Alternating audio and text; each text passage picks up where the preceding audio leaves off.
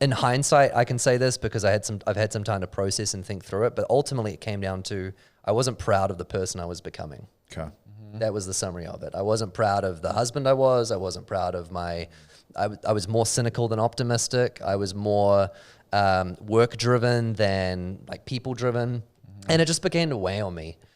For context, over a 2-year period, I had 208 people either quit or get fired under my leadership. Wow. 208 faces. Were you the one making those decisions? Almost too? every time. Man, that's rough. Almost every time. That and is so hard, yeah. we went through layoffs, we went through terminations. And so it was almost every Friday I was exiting someone from the business. So you just get quite callous and withdrawn, and you start treating people as their number. And I only remembered the people's names that hit their quota to give you an insight as to how dysfunctional I was becoming. Wow. And so I just noticed that, and I'm like, this is despite the paychecks, despite the accolades, despite this great job, it's not worth it.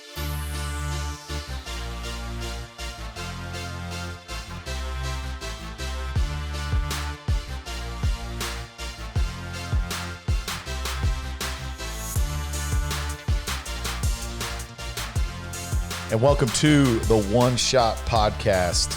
We got a full house. We always love when we can actually get one of our guests in-house. Yeah. Because the conversation is just more real. It's more authentic. And today we have Matt Tresidder, who is the CEO of Leadr, Leadr. There's no E. They didn't have time for it because they're so busy and they're growing so fast. It's true.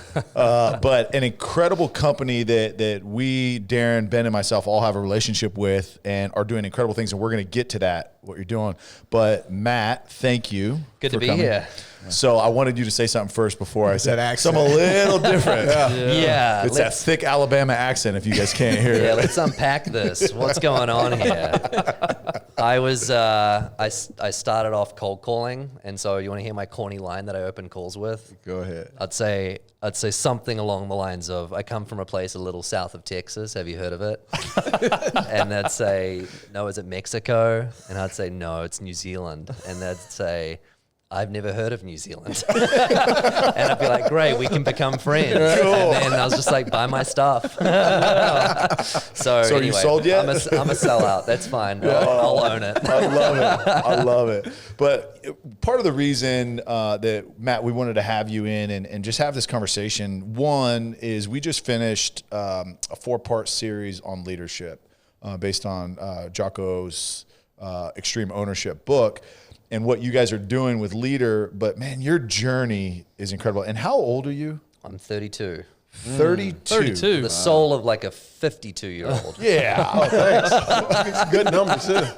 Damn good number. Yeah, 52. Yeah, that's good. Yeah, Darren's super old. So Yeah, that's why that's why he likes that.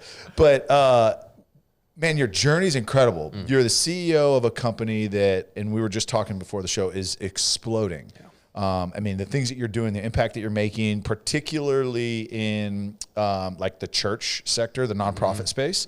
But what I think, and I see that, I wish that we could take, and wish we're working on it, but bringing your products and your expertise as a company into just the mainstream business as well, because every organization needs what you guys are providing. So really excited about that. But man, you're 32-year-old CEO in an economy that, I mean, is just insane right now.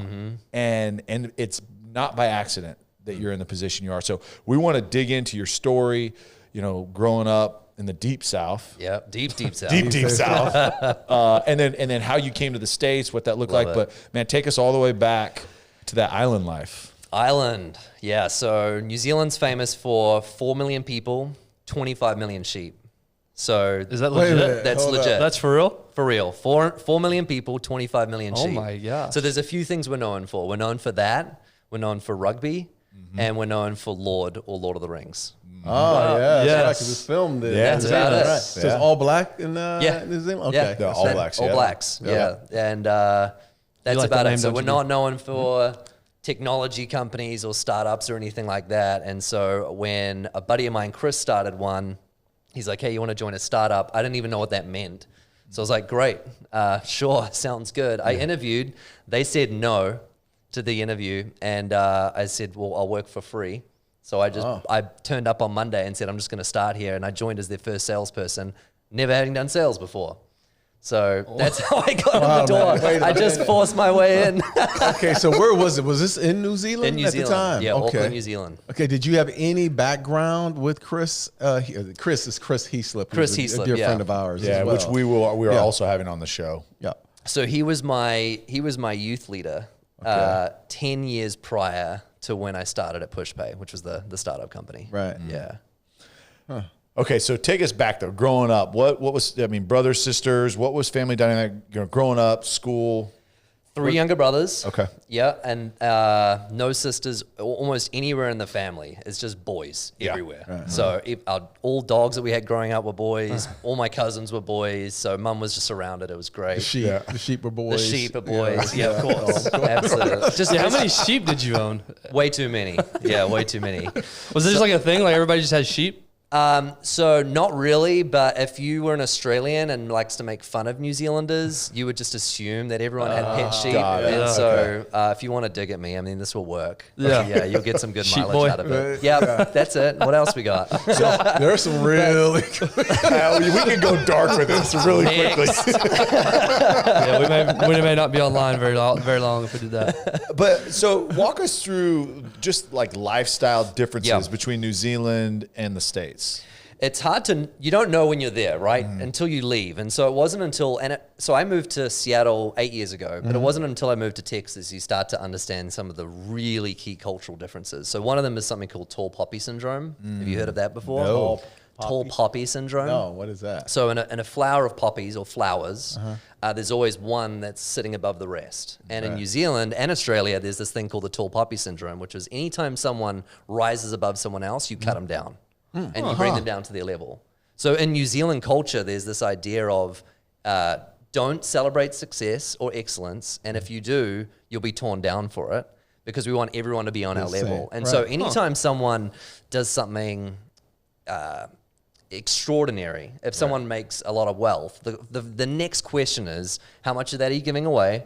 And you're going to move out of town, aren't you? You're not going to be here anymore. And there's all of this sort of tearing down of your character. Right. That is embedded in the New Zealand culture. But you don't know it's there until you leave. Because over here, everyone wants to be a winner. Well, and first of all, that goes against you because Matt is 6'5". Yeah. Yeah, so he's tall anyways. So he's already standing out. Yeah, I lost when I was born. It's like, I already wasn't going to fit in here. But what do you think that comes from? Why culturally in New Zealand and Australia, like you mentioned, why do you think that that's the case? Because it's such a tight-knit community? Because it's... There's that for sure. There's also a positive side to it, which is this idea of community. Yeah. Like we're all together and we're all in this together. But if you swing, but if you swing that to the nth degree, I mean, we can get into that. We can for sure get into that. We want to go there because we can. You just said the C word. I just pushed the mark. You'll get me fired up. Okay, so we'll get into communism here in a little bit, but He did it again. but I'm more intrigued. Are we with bleeping you. that out? Yeah. Yes, we will. Yeah. Oh yeah, there's gonna be a little thing on the bottom of Instagram. Warning: we do not support this type of language and theology. But yeah, so it comes from that idea of we want everyone to be okay, and the average cost of living, the average income, everything, the quality of life in New Zealand is amazing. Yes, and so we're like the world's best kept secret. We're tucked away in the bottom of the earth. No one knows that we exist, and we have great lives. So there's a huge positive to that, but the negative of that comes down to this idea of don't make too much of yourself. Just do just enough. Yeah. There are folks that I look up to that break the mold of that, but generally speaking, that's how it is. So what type of professions are people typically doing? All the things. Yeah, all the things. But just people aren't just.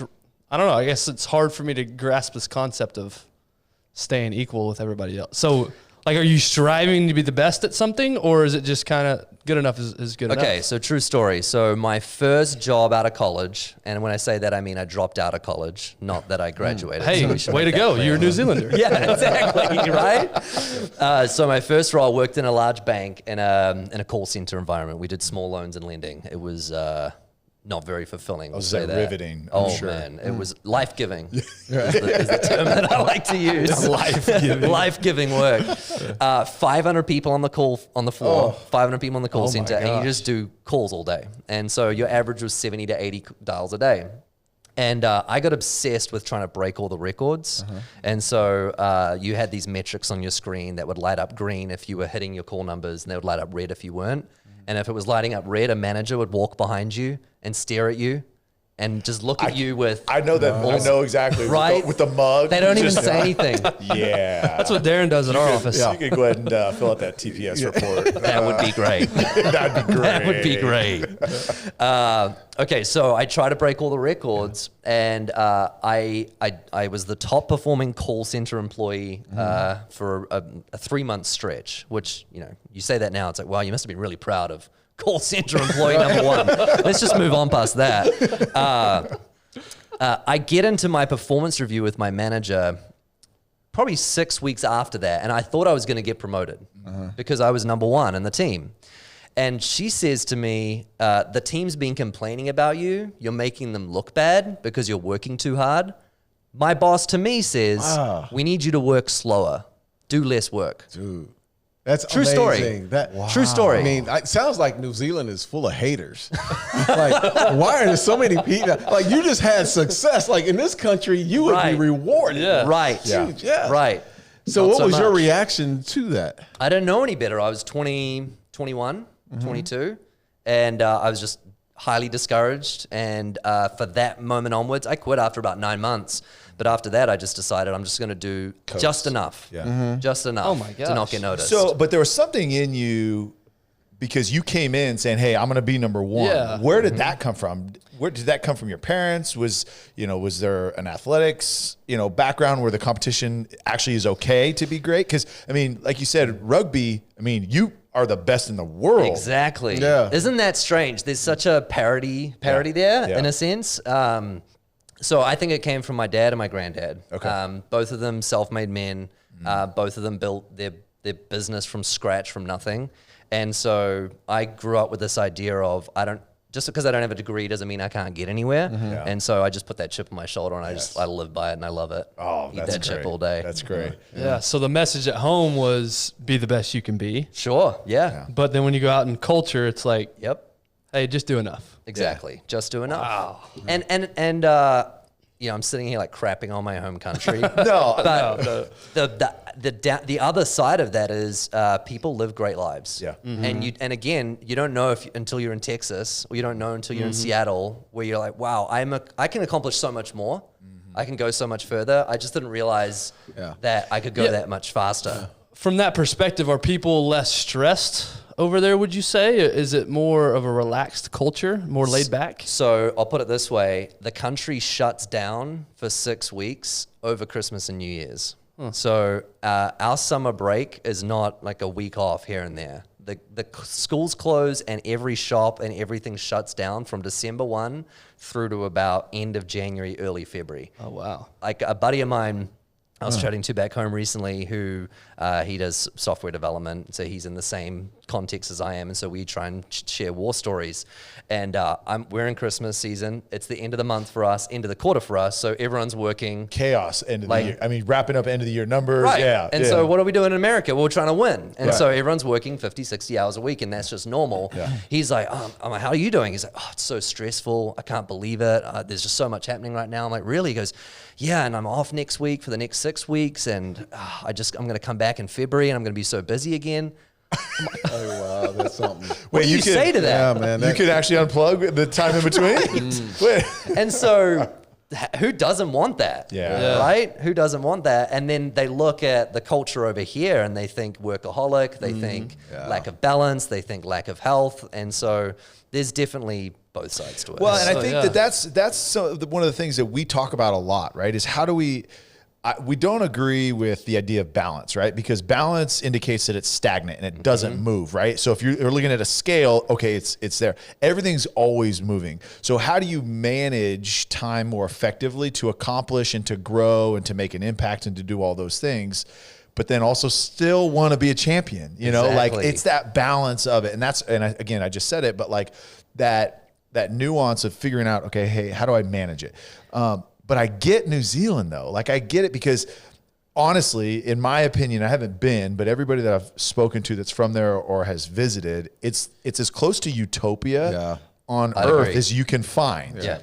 Because of the community, because of the natural beauty, because of the pace of life, because of like extreme sports capital of the world is New Zealand, right? So you literally, what is it? Bungee jumping was invented there. Bungee jumping, skydiving. So you can literally, you're looking up at a valley and you see like parachutes. Where am I thinking of? Queenstown. Yes. Yeah. So there's like 10 people skydiving. You see bungee jumping. You see the world's largest swing through a canyon. That's too much free time. You see like these, too much free time. Exactly. Case in point. But you get bored and you start jumping off mountains. Yeah. But I get trying to protect it. Sure. And I get absolutely. if that's the life that you've grown and you look at America, it's like, why are you stressing so much? Exactly. Y'all are out of shape. You guys have multiple, like way more mental health issues than we do here. Like, for what? Yeah. We're all going to the same place when we're dead anyways. Yeah. So when I left and came to Seattle, my pastor back home said to me, he said, hey, Matt, you're pretty special here. You're like 1 out of 50, 1 out of 100. He goes, just so you know, where you're going to in Seattle, you're maybe 1 out of 1,000,000. It's far more competitive. So that's what got that. So did you dream about leaving when you were a young kid? Did you ever think, okay, listen, I at some point I've had enough of what I'm going through here in New Zealand. I want more. I want to accomplish some more things. Did you think about that? Did you have that mindset growing up? So there's something in New Zealand called the OE, Overseas Experience, which almost every kid does when they finish high school. Okay. Instead of going straight into college, everyone takes a year off, we call it a gap year, and everyone goes and escapes. It's amazing. And so you heard of it before? Yeah, it's a real thing. Yeah. And it's great because it gets you out. So I definitely got a taste of it. Okay. Once I left. Okay. So the comment that your pastor made to you, was that energizing to you, or was that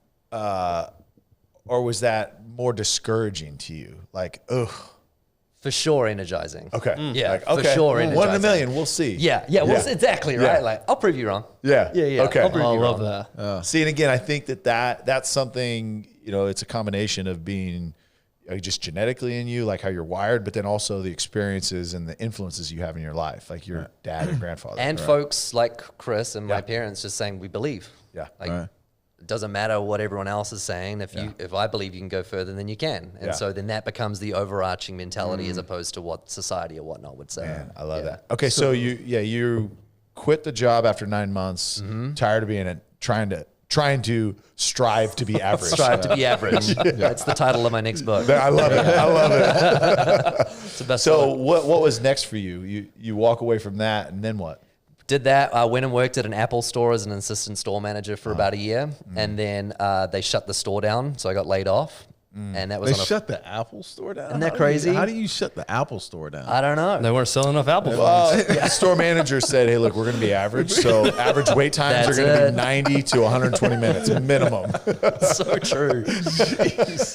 Never heard of an Apple store being Seriously. shut down. Dude, you're blowing my mind all sorts of ways right now. I'm telling you, it's different back there. Down under, things are a little different. So that was on a Friday, and then a week later, I walked into PushPay and said, "Hey, Chris, I'm going to work here." Okay, so give us a little background on PushPay, a little bit on Chris. Okay, so he's a CPA by trade, by school, and then he started this technology. Talk through PushPay. Yeah, his story is amazing. So he was a CPA. He'd started and failed at 14 different businesses, and then he came up with this idea called PushPay, which was, how do we make giving as easy as buying a song on iTunes? That was the concept. And so the whole mission statement was, we want to unleash spontaneous generosity. Like, I can get behind that. Yes. I want to be a part of that. I can make 70 to 100 calls a day for sure. About Right? that. And that was it. It was, forget the fact that I've never done sales. Forget the fact that I don't have a background in tech or software or any of that. Like, that mission, I'm in. Yeah. I'm in. And so they started that in 2012, went public in New Zealand in 2014, and now they're applauded as top 10, top 5 most successful software companies in the country. Oh, wow. Insane. So you go to him and you say, I'm going to work for free. Yeah. So I said, all I need you to do is cover my rent. Okay. Yeah. So free sounds better. Yeah. But, Way better. Don't let details get in the way of a good story. 100%. 100%. So, just my rent. And so it was 8 weeks before I made my first sale. And then they put me on a 100% commission-based role. And I lived in that for about 2 years. Okay. Sorry, how old did you say you were at this point? 23. Okay. So, 2023, yeah. It's weird. I'm thinking this is like 15 years Right. ago. Yeah. Think about this. This is a 23-year-old, right? That one has been abroad for a year, right? Has traveled, has done that, has worked for a large bank, been a top producer, then ran an Apple store, and then Dropped out of college. all through And this high time. school, by the way. I dropped out of high school too. Did you Wait really? a minute. Yeah. How do you get to college if you dropped out of high school? How'd So that, you get I don't know how it works over here, but you can get your college entrance in your second to last year of high school. What's that called over here? GED. Yeah, so you can get your university entrance in junior year. And so last year I just didn't turn up. So this is no point. This is actually, I already did it. I did what I needed to do. Got into college, but failed high school. So Dude, you're doing a terrible job at fitting in. By the way. Graduating early, dropping out of every. Oh, man. All the moms are turning down. Just don't listen. Kids, don't listen. You will not be successful if you follow this path. Yeah, we should say this is not the mentality any of you should take that is listening to this. But I mean, here's the thing though, is the mentality is exactly it, right? And how you approached it and how you attacked it is exactly it, right? The other things are details. And traditionally it's like, okay, you got to go to school, you got to go to college, you got to get a degree. But more and more now we're learning that translates very little, if any, to what you're actually doing professionally. Right. So people come out less ready for life out of college than somebody that transitioned out of high school and got into the workforce. Yeah. So it's hard. And it's hard for me as a parent to say, you've got to go to college. You've got to go to college. My wife's really big on it because she didn't. Right. And I did, but I'm like, no offense, but like my COM 128 class, interpersonal communication, has nothing to do with what I'm doing. Like, I'm sorry, I didn't get anything from that. Yeah, my pottery class that I took my sophomore year had, man, dude, I didn't even. You haven't made a hand sculpted pot for Tiffany yet? No hand sculpting or anything. You're missing big on some gifts, man. I know Valentine's Day just passed, but dude, handcrafted ceramic gift for Tiffany. I would pay a lot of money to see you back on that wheel. I failed. All right, I want to take a quick minute to talk about our partner, Choctaw Casino and Resort. We are really, really humbled and grateful to be a partner for them. If you've listened to this show for any amount of time, you've heard how great the resort is there, how great the casino is, the new expansion. They've doubled in size, 3,000 new slots. They've got unbelievable sports bar. They've got unbelievable restaurants, unbelievable movie theaters, arcades for kids. It is endless, the things that they've not only improved but added.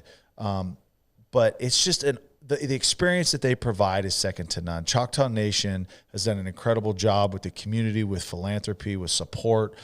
They have just done incredible things. So we are extremely humbled and grateful to partner with Choctaw Casino and Resort. Make sure, I know you know it, but it's just a short drive up 75. Go check them out. And now back to the episode.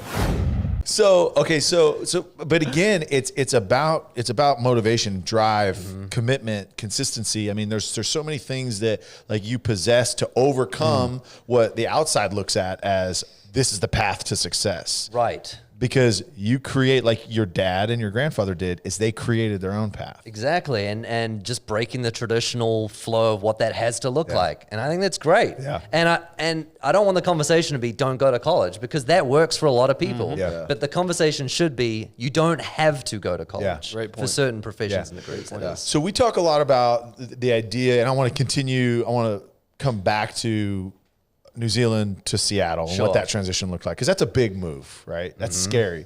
But I want to talk about the idea of like purpose, right? And when you said, hey, that's something that I can get behind, the difference of just doing a job for a check and then actually believing in the product that you're selling, how important is that for you? It's the most important thing. The most important thing. There's a VC firm out of New York called BlackRock, and they did a conference a few years back, and one of the auditors was sharing the reasons that or the things that they look for when they invest into different companies. And the analyst posed the question, something along the lines of, what's the number one thing that you look for? And you're in a VC conference, you're thinking they're going to talk about burn, they're going to talk about product market fit, they're going to talk about road to minimum viable product or something. And he said the thing that separates great companies from good companies is when they have a strong mission. Every single time. And this is a company that all they do is look at a balance sheet to determine whether it's a good investment. That's the fascinating thing. So an analyst is saying, outside looking in, the most successful companies have mission. And I've felt that from day one. I mean, at the end of the day, we have a very short amount of time here on the earth. And so we have to do something that's meaningful. And Jim Collins says, without meaningful work, there's no such thing as a meaningful life. Right. And it's weird that you're talking in this way, but you come from a background that doesn't speak that. I mean, that's almost like the background here in the States where you're so driven, you're pushing, you're competitive, and it's always about winning and winning. Your background doesn't say that. Where you're from, it's more about humility. Yes, and surviving in that way. So where does that come from? Was that just innate in you? I know you said your grandfather, and your dad, but where does that burn deep into you? Because you're competitive. At heart. I've never lost a thing ever. Right. Yeah, not once. Not once. Not once. Not once. Okay. No. I think it was developed. I don't think it was something that I just had. I think it's. When do you remember when that started? The most intense time in my life in terms of when I grew the most and when I learned the most about myself was when I had, I know you don't want to get there quite yet, but after I'd moved over to Seattle, I'm still in a 100% commission-based role and my visa's tied to the company. So if I get fired, if I miss my number, I get fired. If I get fired, I'm out. Right. There's no go down the street and shop for sponsorship at another company. Right. It's either you hit your number or you're deported. Okay. So that weight hanging over me of the last thing I want to do, and I remember thinking this every single month it was just coming up as we were closing out.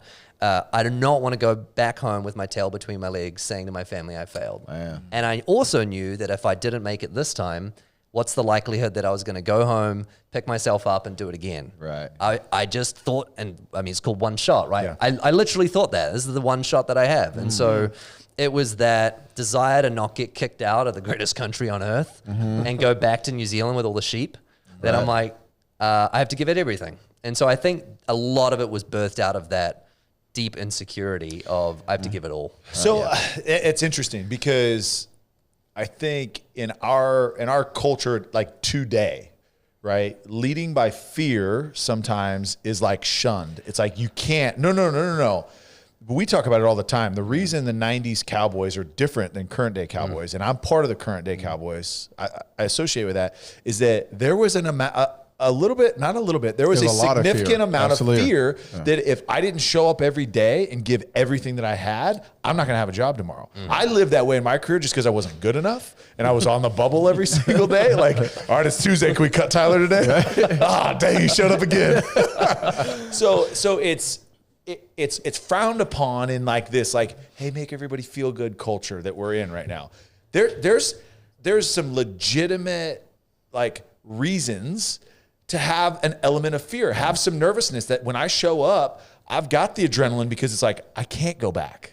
I couldn't agree more. 2 weeks ago, we kicked off our financial year. Yeah. We had the company sitting down and we did a panel. One of the staff asked me, what motivates you most? What motivates you to come to work every single day? And I thought about giving a fluffy answer. Yeah. And I was like, why don't I just tell the truth for once and see how this lands in the room? I was like, well, this is going to be awkward, but the honest answer is the biggest thing that gets me coming to work is not letting you all down. Yeah. And that keeps me up at night, that I'm going to be the reason why we're not successful, that I'm going to be the reason why we don't hit our numbers, that I'm going to be the reason why we don't raise this next round. Yeah. And so I just told the room, I'm like, that's what motivates me. Yeah. And there are other things, mission we just talked about, all those other things, but that motivates me probably the most. I just don't want to be the bottleneck. So through like I don't want to say fear because I don't and I know you well enough. I don't know you real well, but it doesn't feel like you lead with fear and you're fearful all the time. But in the grind, because you're definitely in a grind phase, do you find joy throughout the day? Or is it, because there's that balance like, oh, I need to change careers because I never find joy. I think if you're only looking to be happy all the time when you work, you're missing out on a lot. Because, hey, look, if you embrace the grind, if you embrace the hard times, you're like, look, I know that I'm not going to be happy, and I'm looking forward to it. Agreed. Here's the thing I tell myself to keep my sanity throughout the day. I say, if you're not laughing, you're crying. Yeah. Because if you lean into what's really happening and you stop and someone's like, so how was your day? Good. How was it really? I don't know if I want to talk about it. What happened? And you start to go through everything that happened, and then you start to realize, oh wow, that was a really bad quote unquote day. Yeah. It's like, no, it wasn't, because you didn't make it a bad day, because you just brushed it off and said, if I'm not treating it with this sort of lightheartedness, then I'm going to be in a pit of despair. Yeah. And I've been there too. No, see, and I love, and that's a great point. I love when people, Darren's good at this, is like, when you look at somebody and you ask that question you just asked. And I think that one of the things that you guys do in your model is that in training leaders to be better leaders is like having and asking those questions. Of course. And asking like, no. How are you really? Because men, what do we do? Like, oh, that's great. I'm great. Dude, I'm on that grind, dude. Yeah. Hey, another day in paradise, brother. Like the cliche office answer, right? Yeah. And when someone actually stops, like, no, how's it going? It's super awkward when people do that to you. Awkward. Right. But it's needed, right? Yeah. It's needed because, again, if nothing else, it forces a person to self-reflect a little bit more. Agreed. Right? And say, okay, hey, what phase am I in right now? What's it like? How was today? How did I perform? How am I ending the day? So true. So true. All right, so let's go back to the story and talk through that transition from Pushback going to New Zealand to the States. So Chris and his co-founder came to me and said, hey, we're moving the headquarters to America. Mm-hmm. And me and the 3 buddies who I'd hired, and then they promoted me to their sales manager because now I'm leading my friends, I guess. We were sitting there in the room being like, that sounds great. Good for you guys. How many are in the company at this point? Right? So at this point, there was probably 30 of us. 30, okay. So I joined as number 5, and I left when we had around 500. Okay. You missed a great line. I missed it. We'll go back. That's great. Good for you guys. Like, I ain't going nowhere. And that's legitimately what happened. They said we're moving the HQ to America, and we said, great, sounds good, go for it. And they go, oh, we'll rephrase that. You're moving to America. And who broke the news? Is this Chris? This is Chris. Okay, this is Chris breaking the news. I got to put a face to this because I know Chris so well. Yeah. Like, oh, Chris is having this conversation. Okay. Yeah. So he's saying, no, you're moving to America. And we're saying, but we don't want to move. And he said, well, you're not going to have a job. And I said, we would love to move. That sounds amazing. We get the opportunity to move. That sounds great. We're in. So that's what happened. Okay. What did you heard about the States before, what's going through your mind about thinking U.S., Seattle? Have you traveled to the States? Had you traveled? What was going through your mind? A little bit, but mostly we were the sales team, and the time difference in New Zealand's pretty rough. So we started at 4 a.m. was when we made our first call in the day, and then we went through to about 12 or 1 o'clock in the afternoon, and in the afternoon we did all the other work, like getting the website. Because you had a lot of clients in the States, correct? Okay, yeah, everyone was. Everyone was. Gotcha. Yeah, because again, there's like 5 people in New Zealand. We sold all of them. So there was no one left to buy. So let's say 500 people in contact, and it was mostly churches you were selling to, correct? Exactly. Mostly. Okay. And so we had 5 of the 5 churches. We had 5 of the 5 churches. How many sheep worked for you? Yeah, exactly. That's how we counted them. We didn't want to wake up at 4 a.m. And we knew we wanted to stay with the company. Yeah. So it wasn't really a choice. All right, let's go. Yeah. All right, so what was that? And you said you'd done some traveling to the States, but like, what was the first month like transitioning into Seattle? Because Seattle's a unique market. It's different. And this was different. What year was this? 2013. 13. Okay. Yeah, very different. It was lonely. Yeah. I did not enjoy it.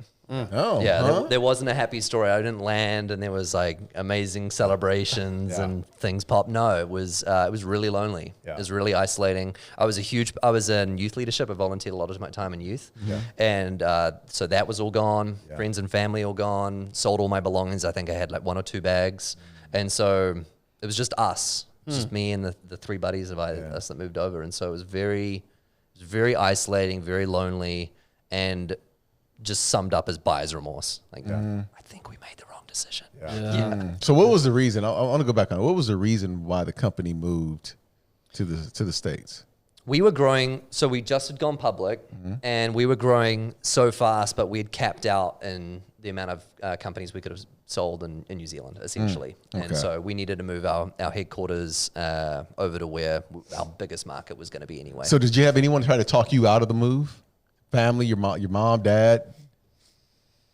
I'm sure I did. I don't remember. I usually just ignore those sort of comments. Like, when you get so set in your ways of what you know you're called to do, a lot of that just becomes background noise. But I'm sure there was. I'm sure there was. Yeah, it's like when someone says like, "That's too much peanut butter on your fake news." Yeah, exactly. No, I don't need that kind of negativity in my life. No. Get out of here. All right, so you're going through a really difficult, I would say, dark time. You know, and Seattle's weather doesn't lend any help to that. I mean, the lack of vitamin D is a real deal up there, and so. Talking to Ben, by the way. For sure. We got From a vitamin Seattle? D Yeah, deficiency. this has been told in the past, but I have the widest deficiency Disease. known to man. Vitamin D. By a black man, I'm the one that told him that. But I'm good now. There we go. All is good. This was a while back. No, you are right. So October through to April was the first year I was there. October through to April, there was 10 hours of continuous sunlight. Wait, what? Say that again? 10 hours. October through to April, 10 hours of continuous sunlight was my first year in Seattle. It just rains all the time. Yeah. Oh. So you're working a new job. You're lonely. You don't have anything that's familiar to you. Yep. I'm staring out the window with the rain coming down. Yeah. I mean, It's like a bad like movie. leaning up against the window, actually, like not even staring out, just leaning up against it. Have y'all seen that Looking up Kermit the into Frog nowhere. meme where Yes. he's sitting there looking out the window? That's what I That's picture. me. You were the Kermit the Frog. So I'll take it. Though that time, how did you stay motivated? How did you continue to perform? Because again, I know there was fear of getting deported, but you're like, it may not be a bad solution or it may not be a bad option at this point. How do you stay motivated to continue chasing something bigger than what people have told you can do? There was the mission, which we'd already talked about. There was the deported, which we'd already talked about. And then there was the team. Yeah. And I just talked about that in a different context, but I didn't want to let these guys down. Yeah. So even if I was feeling feelings of remorse of, did I make the right decision? Maybe I should go do something else. I could go work back at the bank because that was really fun. I didn't want to let my buddies down because once Chris had convinced me, I was a part of the coalition to convince them to move. So what are you going to do? Tell your buddies to uproot their lives and move across the world and then be like, this is too hard. Good luck. Yeah. Like, there's just no way I would have done that. There had to be something about Chris and his leadership skills that that swayed you to take this chance to move on. Was there any qualities about what Chris brought to the table that made you think, I can do this? I just looked at Chris and thought, I'm cut from the same cloth as him. And so you're not allowed to say words like impossible around Chris. That's like, you say something like it can't be done, he twitches. He gets like a little trigger. Right. Like you can't, and so his mentality of we're going to figure out whatever it takes, we're going to figure out a way to make it happen. Right. And their mission was to see $1 billion of giving drop into the local church. And at that point, I think we'd seen about $5, probably something like that. And he's like, it's going to happen. I'm like, really? $1 billion? Yes, unequivocally, $1 billion. It's like, all right. Sounds good, Chief. We're with you all the way. So it was that like deep-seated conviction and this idea that he would never, ever give up on it. Talk about that aspect, because I think that translates to so many things. Whatever, we talk about goal setting. It does seem impossible. You got $5 and you're wanting to get $1 billion. Like that doesn't even compute how that's even in a realm of possibility. So what's the mentality when he says something like that? I think when you're motivating a team, you have to pick something that seems impossible, because otherwise you're not going to hire winners, because you're going to bring a bunch of people in that think you can accomplish something that they thought from the jump was going to be relatively easy. Right. So the team's just not going to strive for the excellence factor. And so you have to come in with something a little bit ludicrous. Like 10 years, we're going to land a man on the moon, and everyone says you're a heretic and you're crazy and you're insane. If you don't come out with that, who are you motivating and inspiring, right? Yeah, that's true. Good. That's so good. Yeah. I never thought about that, because if you're not on board with doing something impossible, like, probably not right for our team. And there's the whole mentality of aim for the stars, hit the moon. And that works. So last year we had a plan to double. And we had this plan. We had the base plan, which was just if things stay as normal. Then we had the go fast plan, which was double. We ended up tripling in a year, right? Wow. And I look back on that and I think, if we had said we just want to grow a little bit.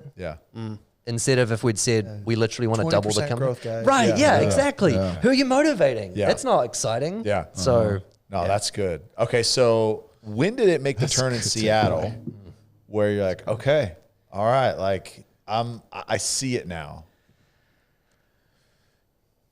You know, he's like, real talk. When I moved to Texas. Real talk. Real talk. We broke all the software records of a startup, 0 to 100 million of revenue in 5 years, $1 billion valuation, unicorn startup, all the things. I felt like a failure for almost every single stage of that journey. How's that? And why? Why is that? Because it was never enough. Every record was a record to be broken. And the moment that we'd hit the sales number, there was another one to be hit. And so I recall very few moments in the middle of it stopping and going, we've made it. That's amazing that you guys didn't take the time to celebrate those wins. It was one of the reasons we were so effective at executing and hitting all the goals. And it was one of the reasons why the culture became relatively toxic over time, because we didn't stop to celebrate as much as we could have. I was just going to ask, is that a good thing that you didn't stop to celebrate? Is that a bad thing? Is it somewhere in the middle? What's your opinion on that? It's so easy to look back on the journey and say it was a bad thing. But if we hadn't have been that relentless, and some could say ruthless, then would we have hit it? I don't think we would have. I don't think we would have. If we didn't have a bunch of people that were going to get deported if you miss your number, would we have hit the number? I don't think so. So it's easy for me to sit here and go, oh, we should have felt like we were winning more, and I should have pat myself on the back more and taken more vacations. But I don't think we would have made it. You said you came over with 3 others, right? What happened to those 3 others? As you guys continued to grow, the culture started to change a little bit, became, like you said, toxic. What happened to those 3 other partners that came over with you? One went back, and the other 2 stayed with the company all the way through when I was there as well. One became my roommate, my best man, introduced me to my wife. We're still good friends today. Yeah. Awesome. That's something. Yeah. All right. So I love easy transitions. So hard left. You mentioned earlier that you met your wife in Seattle. You just mentioned it now.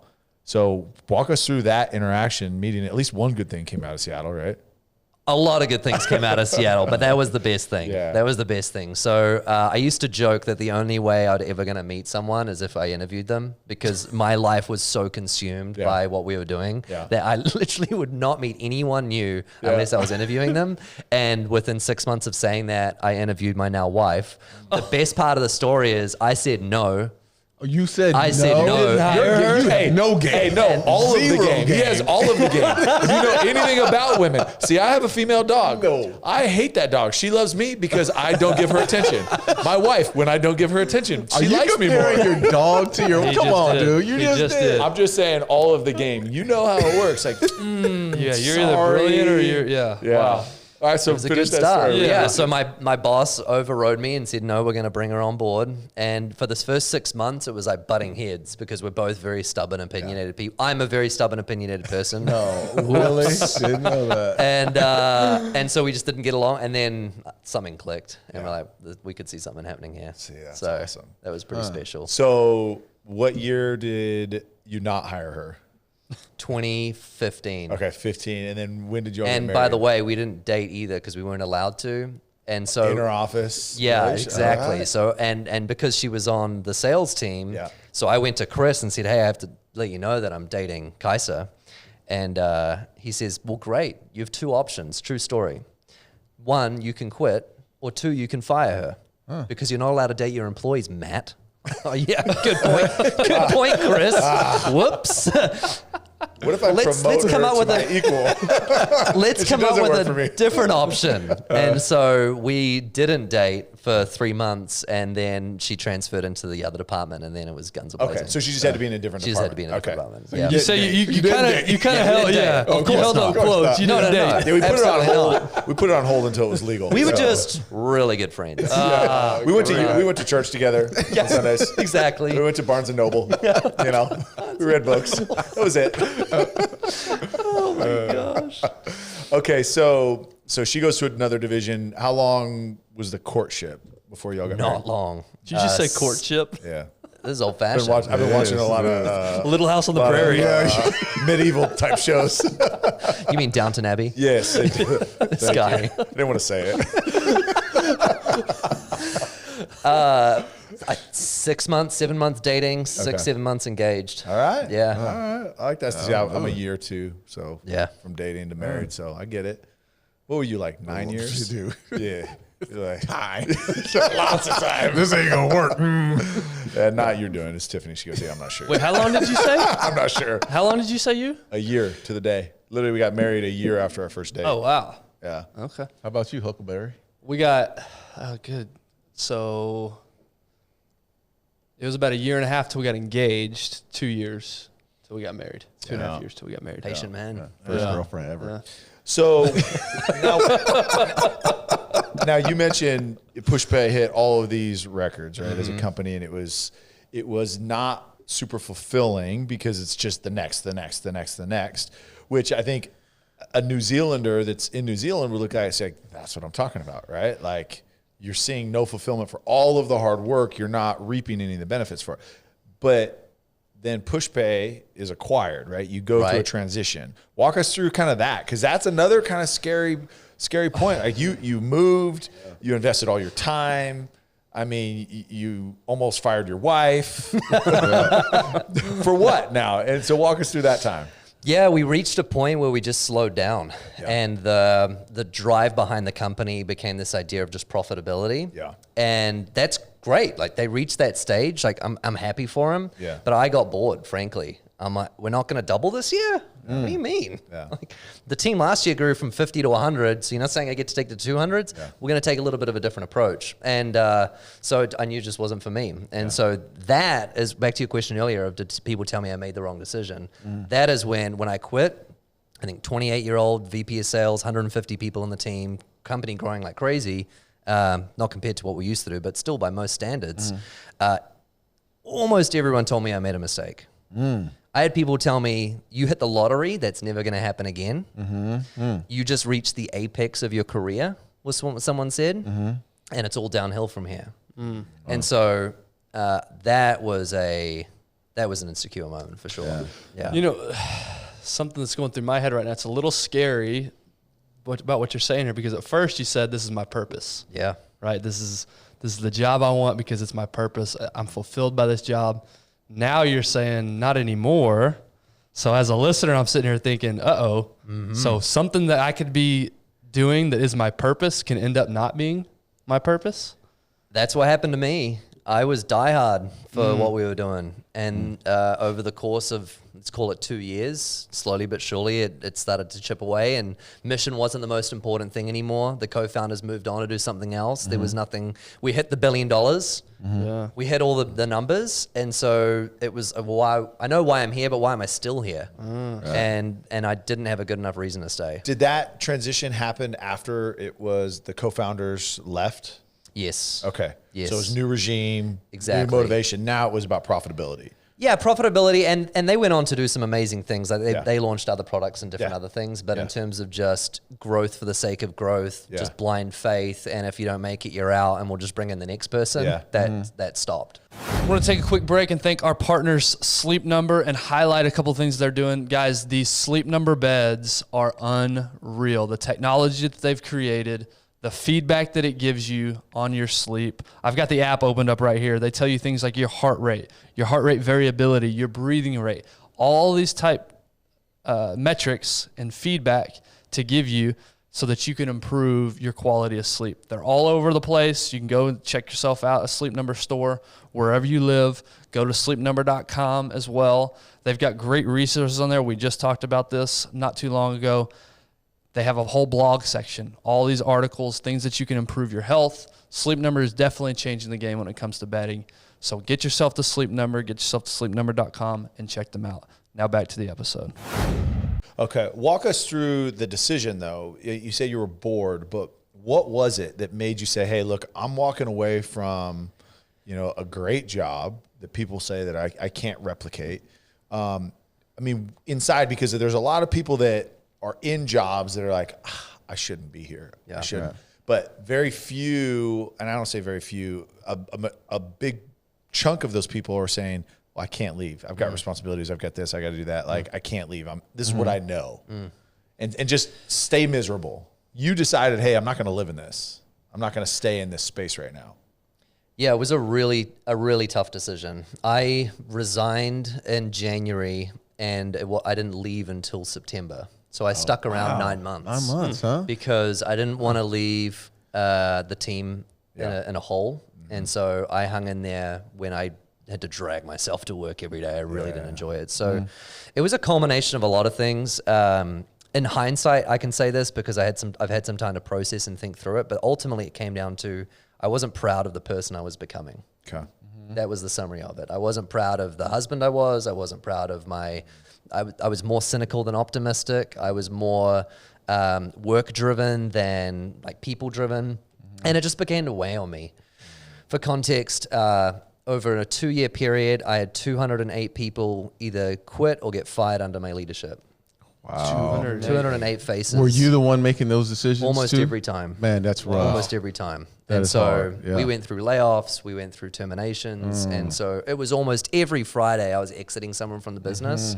So you just get quite callous and withdrawn, and you start treating people as their number. And I only remembered the people's names that hit their quota to give you an insight as to how dysfunctional I was becoming. Wow. And so I just noticed that, and I'm like, this is despite the paychecks, despite the accolades, despite this great job, it's not worth it. That's demoralizing. That having that job and being in that role. So what was your role at the time? Was it head of sales? Head of sales, yeah. Head of sales. That is, being a business owner, we have this conversation all the time. I've always had this conversation with people. It's a hard thing to do. Yeah. Is to let someone go.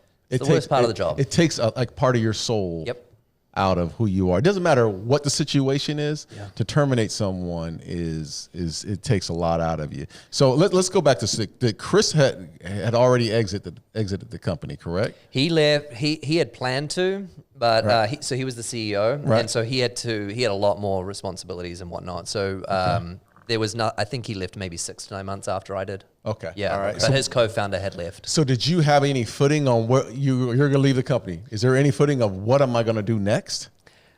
I knew Chris and I had always talked about doing something again, but we had no plans. And that was the other scary thing is the only plan that I had was we're going to go travel. We went to Europe for 3 months, then back home to New Zealand for 3 months. So I just said to myself, I'm going to take 6 months off and not interview. And so that was scary as well because I didn't know what was next.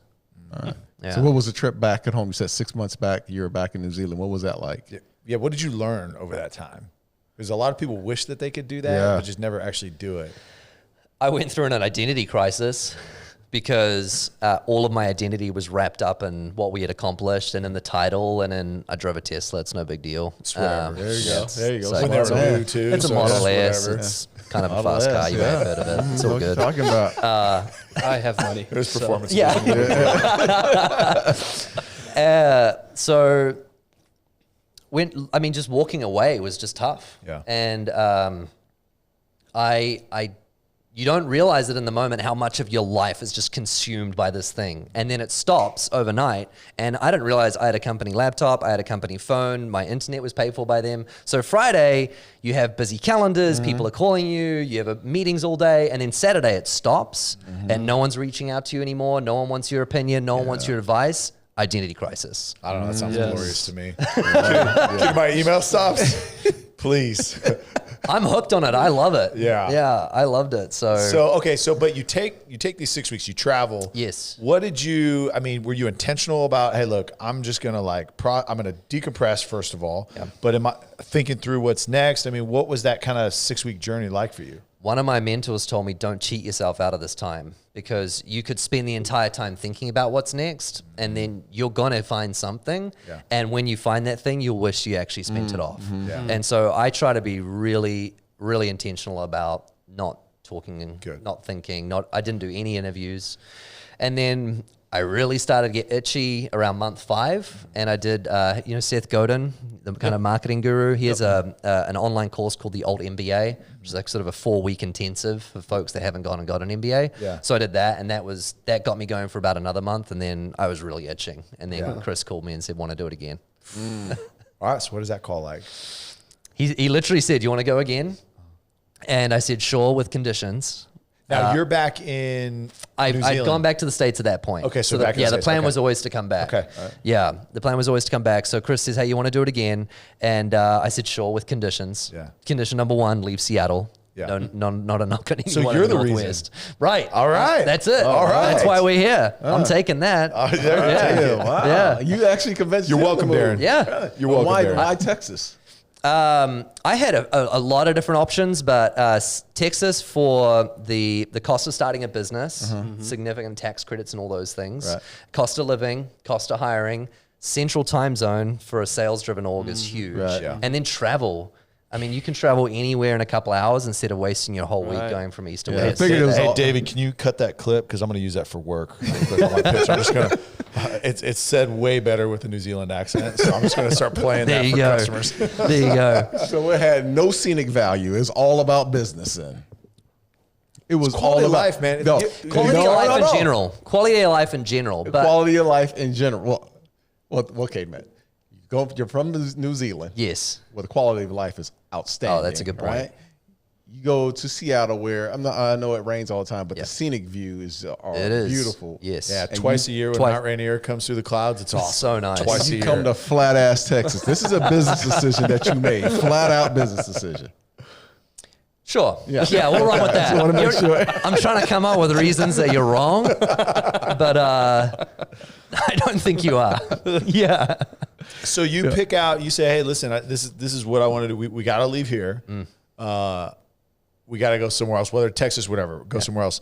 And then, did Chris already kind of think of this idea, or he already had it planned out, or was it like, "Hey, help me with this"? So the rule of thumb that we run with when you're thinking about entrepreneurship and starting something in general is, what are you most passionate about? What are you going to be the best in the world at? And how will you monetize it? Yeah. So that's the rule of thumb. Yeah. We've talked about that in the past.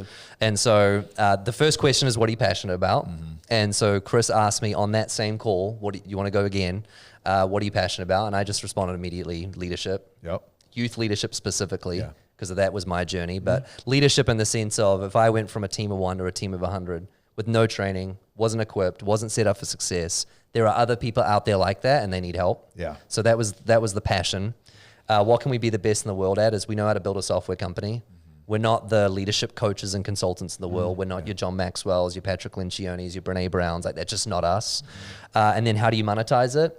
I think that's what most entrepreneurs and founders miss, is you think a successful company is birthed out of a good idea. Yeah. It really isn't. Yeah, if you love what you do, you'll figure out how to make money. Not true. Yeah. Not true. It's based on, it's ruthless execution on finding a way to make the margins work.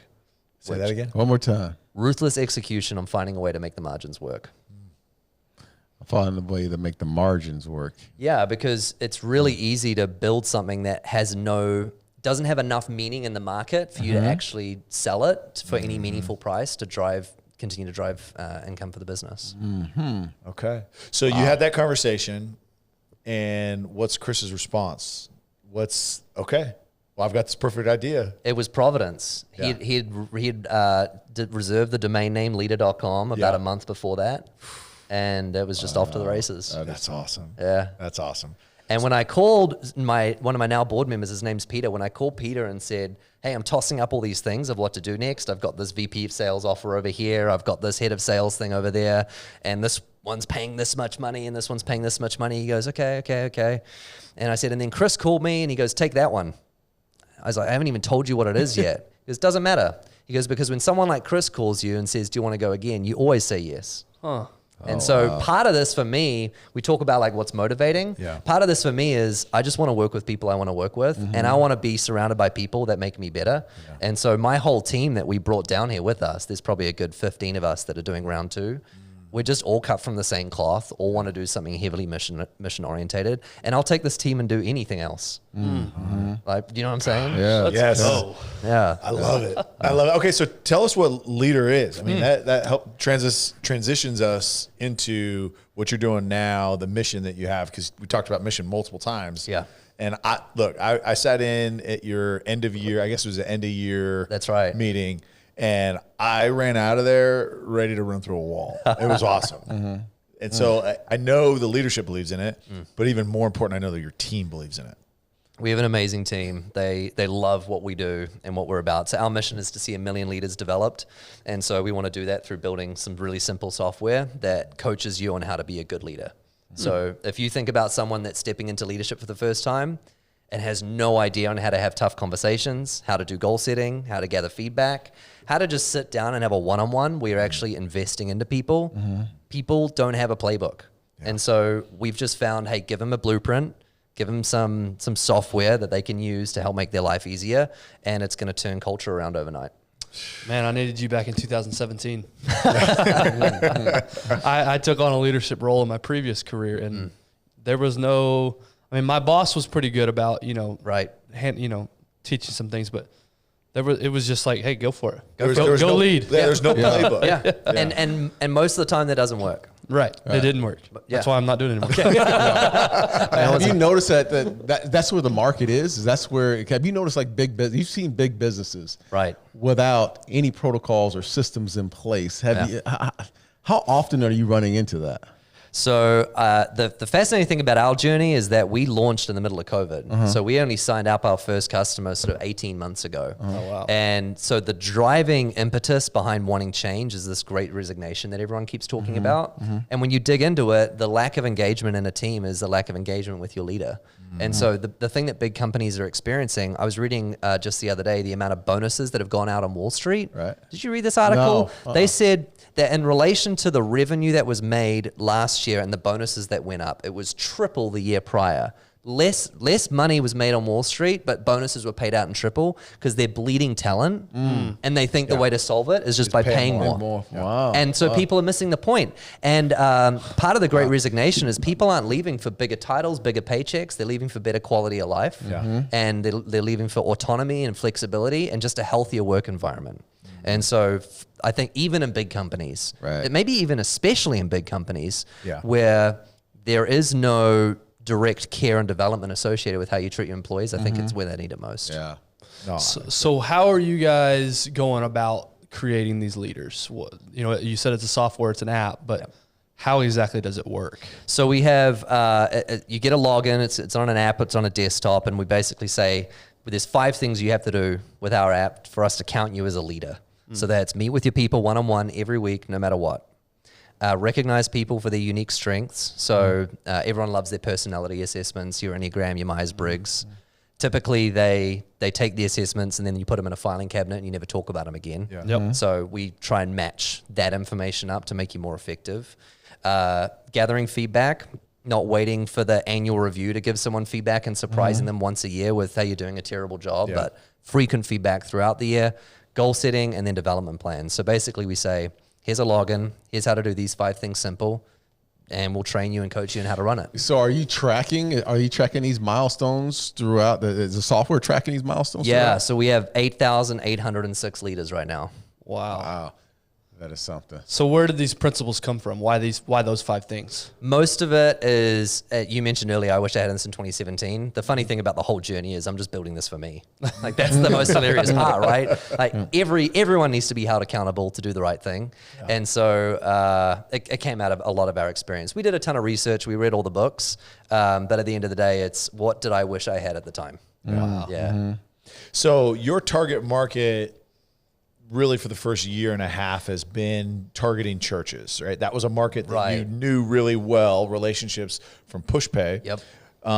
But again, man, the opportunity, because there's so many organizations that that try to put people into leadership roles and, oh, you're going to mentor this group and you're going to do this, but they have no idea. And they're just like on the, in the wind figuring out, okay, hey, I'm going to do this, or I'm going to try that, or I'm going to go to lunch with you. I'm going to have some one-on-one time, which is great. Right. I love it. But having an actual structure, because so many of us, what I love about your product is it makes people look like natural leaders. Right. And as opposed to like, you're just following a playbook, man. Like fooling everybody. And look, fake it till you make it, because you start applying these things. Now it becomes ingrained in you. Now you're actually a leader. Exactly. Like it actually now is ingrained in you. Yeah. But at first it's like, dude, I'm making you look like a rock star. Right? Is it like a monthly subscription? How do people pay for this? Exactly. Yeah. Okay. We paid annually based on the size of your team. Got it. So what if it's just an individual that just wants to learn how to be a leader? Can you just subscribe to? We've found that it only works in spaces where you're actually leading others, and the cutoff seems to be somewhere around sort of 10 to 15 staff, where you're going from maybe somewhere in a basketball team moving somewhere to a football team, and everything breaks, and you can no longer just sit down around a table and talk to everybody. You got layers and processes, and that's where things start to really hurt. Okay. That's usually where the breakdown happens. Okay. How difficult is it to sell this product? Because it's not a physical product that you can touch and feel. Right. It's more of a whatever the word is. The SaaS model. Well, I SaaS, mean, yeah. now it's physical, right? It's online. It's an app. So it's a real thing. It's it's an NFT for leadership training, right? What we're really, so we're selling software, but what we're really selling is habitual change. What we're really selling is the way you've done things isn't going to work anymore, and so you have to change. And then to your point, you wake up 6 months later after doing these things, and you're like, oh wow, I'm a better leader. It's like, yeah, you're doing the basics. Yeah. So most of our sales process, quote unquote, and most of our implementation process is trying to walk you through how to set some of these habits in place, which potentially you've never done before. Right. Yeah. Right. Yeah. Why isn't this stuff talked about more growing up or in school, or like, why aren't those principles? Because those principles can translate. Sure. Right. Yeah. So why isn't it something that's brought up more, do you think? I think it's really hard. I think it's really hard to lead people well, and it's too easy to focus on the mission, too easy to focus on the execution, on the results, on the outcomes. And so we make trade-offs. We say, me accomplishing this thing is more important than me having a healthy culture in my team or a healthy relationship with this individual. And so I'm not going to focus on care and development. I'm just going to focus on winning. Production. And just focus on production. And you forget that the only reason you have the outcomes is because you need to put inputs into your people from the jump. And so I just think it's really hard to do it well. Yeah. I make a correlation for this is it's like working out, right? If you just show up and you're like, hey, I'm going to do this, I'm going to do that. You don't track anything. You don't, record your progress. You don't say, okay, hey, this day, you have it on paper. Like, okay, hey, here's my workout. Here's what I'm trying. Here's my goal that I'm trying to get to. And here's the steps to get there. And you're just like freelancing. That was me for 4 years and working out. And we've talked about it a lot. And then you get on a plan where it's, okay, we're tracking. We're grading, we're giving feedback on it, we're tweaking, we're changing, doing all these things. That's when progress is made. And so if you're out there and you lead an organization or you lead a team, is this just simplifies, like you said, it's very simple software. Right. It simplifies the process of what can seem to be very complex goals. And Absolutely. it just simplifies it. And it just makes it, man, I love and I'm like, just hire me, and I'll go take it in the corporate world, because we just need more leaders out there that recognize that if we're investing in our people, the ROI on that, even on a monetary value, is exponential. Because if you have people that want to be there, that care to be there, and believe that the leadership cares about me, man, your motivation to come in every day is completely different, as opposed to, hey, I just got to scrape by.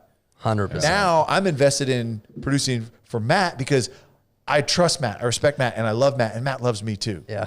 Is that a relatively, within years, is that a relatively new way to approach leadership? Like, Darren, maybe that's a question better for you, but like, Because you're 20 years ago, 20 years ago, it was the emphasis as much on people as it was on numbers. I'm just curious how that evolution has come about. I think it was more on production than knowing the people. That I think we've come so far as knowing that your production comes from people. Like it really does. Right. But we always talk about now, we're in the people business now, right? Back then it was, hey, you're in a factory and you are number 5. You better produce. And that's how it's been for a long time. And I'm so curious. Go back on the 3. I want to go back to those 3 core values. What are the 3? The passionate. What are you most passionate about? What are you best in the world at, and how do you monetize? Okay, so when you have this, and you guys are structured a little differently as far as leadership, leaders. You actually bring in some of those leaders within the church, right? Right. And is that a consulting side of this, or give us that understanding of how you guys bring them in as a group, and then we in some cases we'll Zoom and do Zoom trainings that way. In some cases we'll fly on site, and then in other cases we'll host these roundtables. Right. Because the way that we feel about it is we're not the experts. We've done this once. Me personally, I've done this one time, and there are people out there far better positioned to coach you through all of the things that you're going through. So the best thing that we can do is facilitate. Right. So we just like to get the thought leaders in a room. We just get them around a round table and say, "What are you going through?"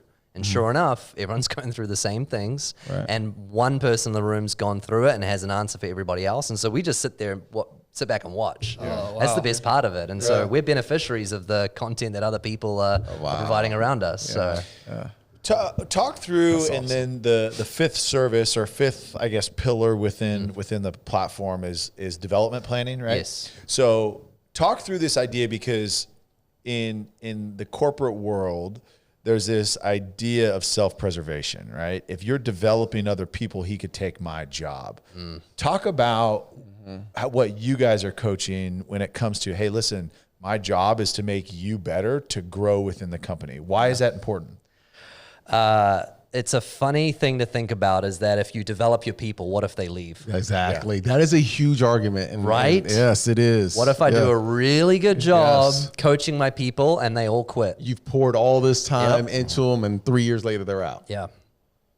So what? They're off doing something else that they was probably more called to do than that thing. And if you've done a good job of building a leadership pipeline, there's someone else stepping into those shoes. And the benefit is, if you're a team like ours and your team's growing so quickly, you're creating enough of a farm system internally, and there's enough opportunities internally that they don't need to go outside, because there's enough to do here. Yeah, right. So it's almost, you're creating a double-edged sword. You're developing people and saying, I'm going to give you opportunities to challenge and grow you. If you provide the challenges for them to grow, they'll stay. If you don't provide them because you're not growing quick enough, because you're not being aggressive enough with your sales targets, for example, they'll leave. So who's at fault? You are. Yeah. You set, No. You set lame goals. It's everybody else's fault. I was going to say, what's the alternative? I mean, What's the alternative? You don't develop them well, and you suck. They leave anyway. And they leave anyway. Yeah. Yeah, Interesting. No, I love that. One of Darren and I's clients, he states very consistently, is if you are within the organization and you have an idea and you want to go start something, I'll be your first investor. I love that. And it's like, it's one of the, it's like, okay, you may leave, but here's the deal is I've now created an advocate for my company, for my brand, for my people. And all that does is, I mean, lack of a better term, but like karma, right? It really does 100%. Create. And then while they're there, they're like, that's amazing. I'm going to kill myself to help him be successful. Because the more money he makes, the more he's going to invest in me. Yes. But it's so backwards. And I think the true leaders out there, the people that I've always followed, really are saying, hey, listen, I want you to be better than me. Right. Because that's better for everybody. Yeah. That's better for the big picture, for the whole world. At this one shot that we have on this life, I did that.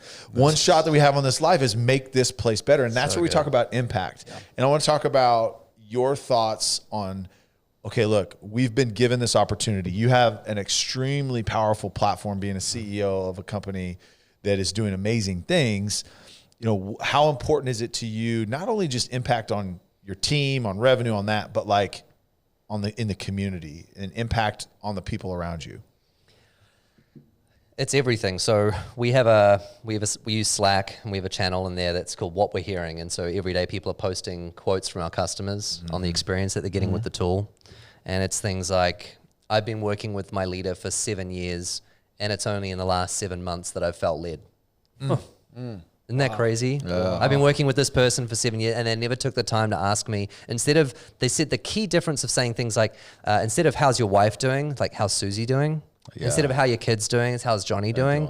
It's those small little things that make a massive impact. And so one, it's those stories. But two, I tell my team, I think one day we're going to wake up and look back on this journey and we're going to recognize that we did it for who we were becoming internally. And I've got so many stories. We announced 11 promotions 2 weeks ago that we did last quarter, and all of them were internal. All of them were people that came and did some entry-level roles or maybe senior roles and now were put in positions of leadership for the first time. One person's joined the company and said, I never want to lead ever again because I've done it in the past and the way that I was led and the way I was told to lead, I don't want to be that person. They came here and said, but I'll be a part of the team. They came here and said, okay, there's actually a way to do this that's life-giving. And so he raised his hand and now he wants to be in leadership. So it's stories like that where it's you're actually impacting.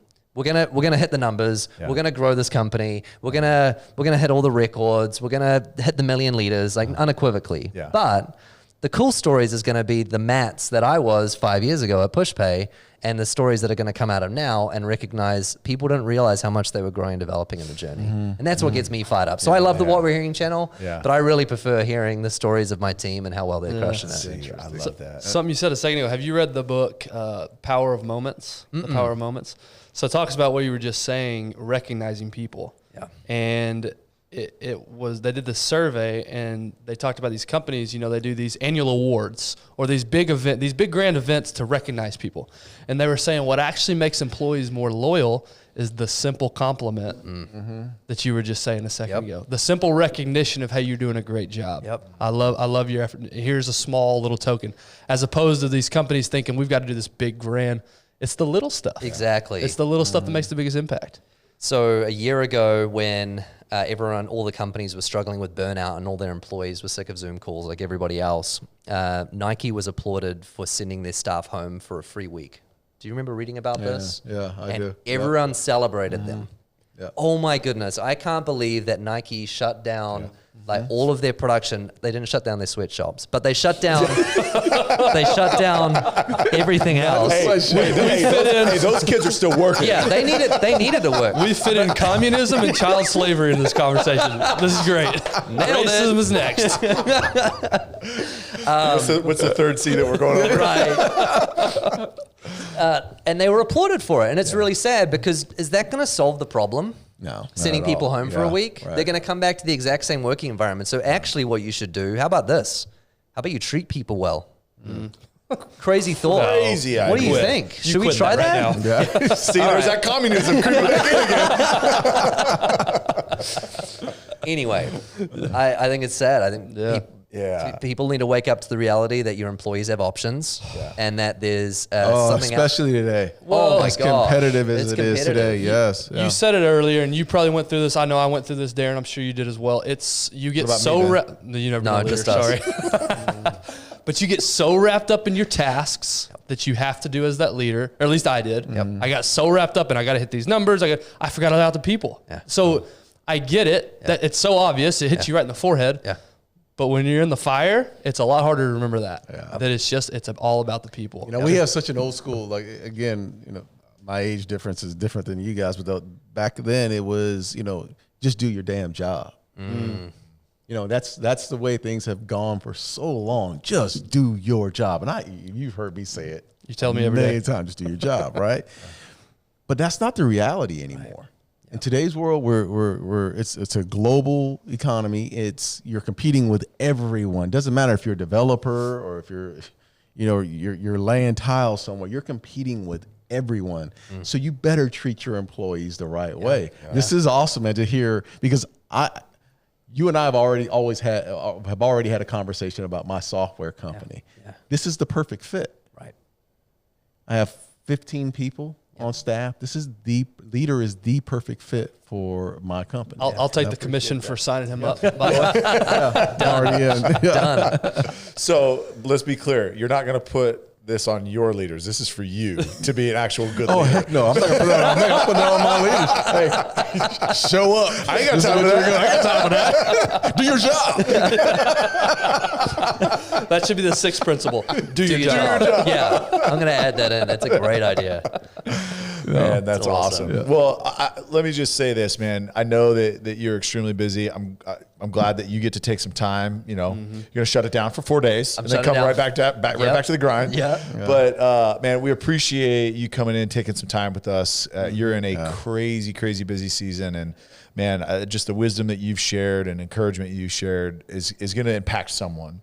And man, we're really grateful. But then also too, what you're doing with Leadr, because this has to get out to the masses. Like I'm a firm believer, because we need this. Yes. We need to run business better. We just really do. And I say that in a large percentage of your clients are churches. And here's the reality: is churches are businesses. They're startups. Like if you go plant a church, it is a business. The problem is a lot of churches don't want to run like businesses, because it's like, no, we're different. But the best churches that impact the most people actually take that mindset, right? Exactly. And are implementing like principles, like some that Leadr are providing, and saying, okay, no, we need to approach this differently. But man, what y'all are doing, and hopefully on a global scale, on a massive global scale, sooner rather than later, man. I think 1 million leaders is a little, you talk about like attainable goals. Yeah. It's pretty attainable, dude. Don't be average. You're at 8,000 today. Don't be average, man. 1 million is, maybe it should be 1 billion leaders. Billion leaders? Let's crank it up a little bit. All right, let's what's the saying? You got to pump those numbers up? Just 1 billion. So half do the math on that real quick. But man, we appreciate the time, man. Darren, hold on. Darren's thinking right now. No, it's just burning my mind that, what Matt said today is just, this doesn't have to just, and I know the target is you're working with a lot of churches, but it crosses over so much into corporate America. And I'm speaking all across the country, and it just came to me to think, like, there are so many companies that are out there that I'm speaking to who this model can just, you just implement this model and save yourself some time. Right. Yeah. So if you have Darren speak 30 days from now, you're going to have a fresh new presentation. Trust me, I'm already burned it up. I'm already got it. I asked you 3 times. What are your core values? I got a speech to write here. What do we do, man? I really appreciate it. How can people find Leadr? LEADR without the second E.com. LEADR. And you can email me at matt@leadr.com if you want to reach me. That's bold. Yeah, hey, really bring it on. Hey, all 12 of our listeners are going to probably email you. Say you love emails. Bring it on. Bring it on. You're going to be busy for like 5 minutes on all those emails. Game on. I love it. No, this was a pleasure, guys. Thanks for having me. This was fun. It was so fun, man. And again, anything that we can do for you, we're huge advocates for what you're doing. Yeah. But man, we're just super grateful. Love it. Thanks, guys. Thanks, bro. Appreciate it.